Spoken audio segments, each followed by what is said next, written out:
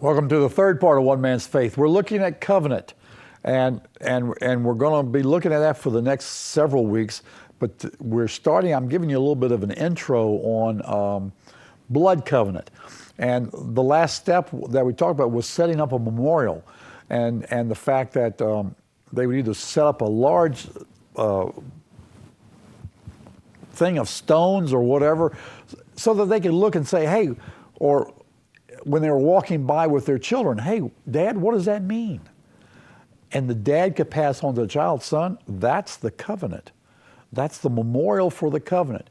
And in some cases, they did. They wrote on stone. They wrote out the terms of the agreement of the covenant on stone, on something that would last for a very long time.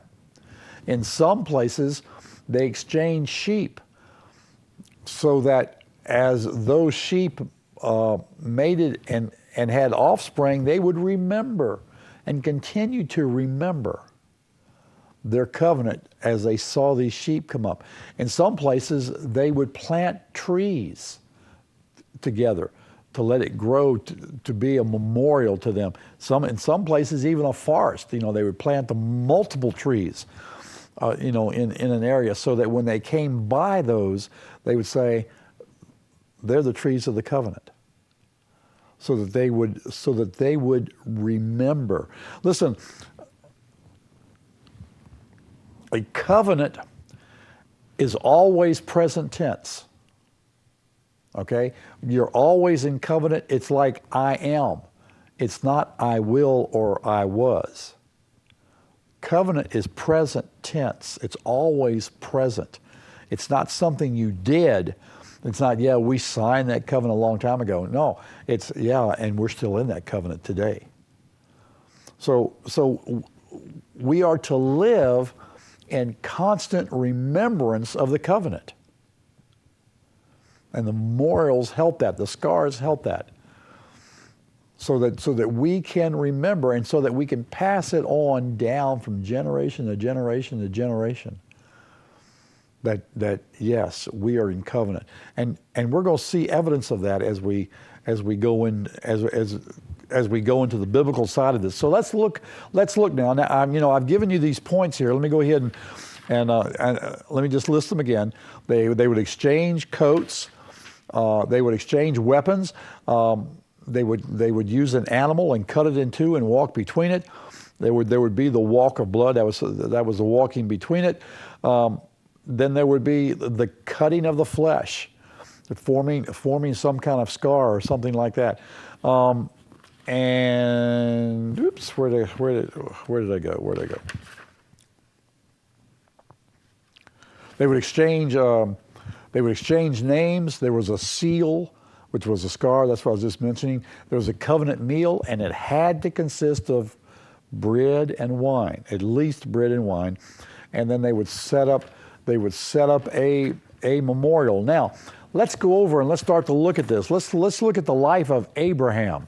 Okay, so go to Genesis 12. Genesis chapter 12, and let's see these parts of covenant, okay? You're going to see them right here. Now that I've mentioned them, you're going to start to see them as we go through the life of Abraham.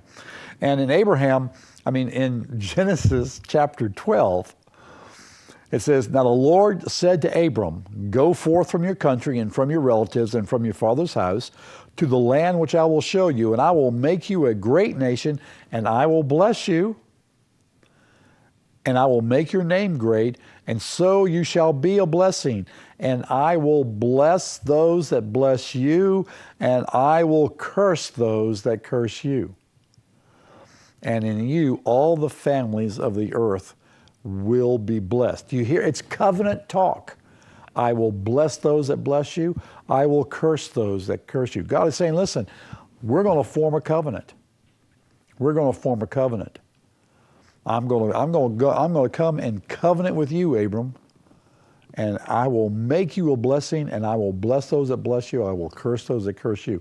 Now, what is interesting here is in verse 3, it says, and the one who curses you, I will curse. That's not the same word. those two curses. They are different Hebrew words. We could read it like this: I will put a binding curse on those who take you lightly. First word is a roar, and it means to take somebody lightly, to not take them seriously. The other word means to, and I thought I wrote it down, but I didn't. Oh, kalal. Kalal is the other word, the other Hebrew word, and it means a binding curse. So the one who reviles you, I will bind under a curse. This is what God said to Abram. The one who reviles you or takes you lightly, I will bind under a curse. I will bind under a curse. Down in verse 10, it says, now there was a famine in the land, so Abram went down to Egypt to sojourn there, for the famine was severe in the land. And it came about that when he came near to Egypt, that he said to Sarai his wife, see now, I know that you are a beautiful woman. Now, can we say, listen, we didn't read it here, did we? When Abram started this journey, he was 75. Sarai was 65, 10 years younger than he was. She was 60. I'm not 65 yet. Now, things may have been different back then. But he says, see now, I know that you are a beautiful woman, and it will come about that when the Egyptians see you, they will say, this is his wife, and they will kill me. But they will let you live. Please say that you are my sister, so that it may be well with me because of you, and that I may live on account of you. And it came about when Abram came to Egypt, the Egyptians saw that the woman was very beautiful. She's 65. The woman was very beautiful, and Pharaoh's officials saw her and praised her to Pharaoh, and the woman was taken into Pharaoh's house. Therefore he treated Abram well for her sake, and gave him sheep, oxen, donkeys, male and female servants, and female donkeys and camels. He blessed him because this was his sister.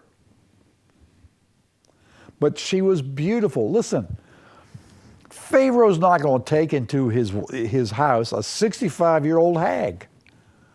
Listen, the reason he wanted her was because she was beautiful, and he wanted to procreate with her, okay? If I can use politically correct terminology, he wanted to go to bed with her. She was beautiful. She was gorgeous at 65. At 65. And so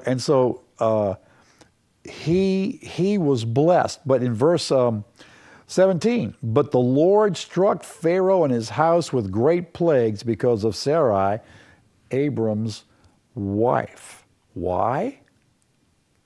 Because he was in covenant with, I will bless those that bless you, and I will curse those that curse you. Anybody that takes you lightly, I'm going to come against. Do you see this? It's part of covenant. It's part of covenant. And verse 18, and when Pharaoh called Abram, he said, what is this you've done to me? Why did you not tell me she was your wife? Why did you say she's your sister, so that I took her for my wife? Now then, here is your wife. Take her and go. And verse 20, and Pharaoh commanded his men concerning him, and they escorted him away with his wife and all that belonged to him. He didn't take back what he had given him. And he let him go. Now let's go on down into 13. Let's continue. So Abram went up from Egypt to the Negev, and he and his wife and all that belonged to him, and Lot with him. Now Abram was very rich. Didn't he have enough? God, why are you blessing this dude so much? Covenant. He was very rich in livestock, in silver, and in gold. So it's not talking about spiritual richness. He's talking about material richness. Abram was a rich dude. Abram was a rich guy. He already had many things, but now he's been given more. Now, one thing, let me just add a caveat here. Hagar was Egyptian, okay? Now remember, we read that he gave male and female servants. So Hagar is one of those, all right? That comes into the story later. She was very possibly one of the female servants that was given to them from this expedition down into Egypt. So let's go on over to chapter 14 and down to well, chapter 14, the whole thing really, in a sense, there were 4 kings against 5 kings, okay? And it came about in the days of Amraphel, the king of Shinar, and Aroyak, the king of Eliezer, and Chalandamor, the king of Elam, and Tidal, king of Goim. It's a strange. And they made war with Bera, the king of Sodom, and with Bersha, the king of Gomorrah, and Shinab, the king of Abna, and Shemember, king of Zeboim, and the king and Zar, the king of Bela. So we've got 4 kings against 5 kings. The 5 kings came against the 4 kings because they were in subjugation to them. They came against them and they lost, which happened to be the king of Sodom and Gomorrah as 2 of the 5.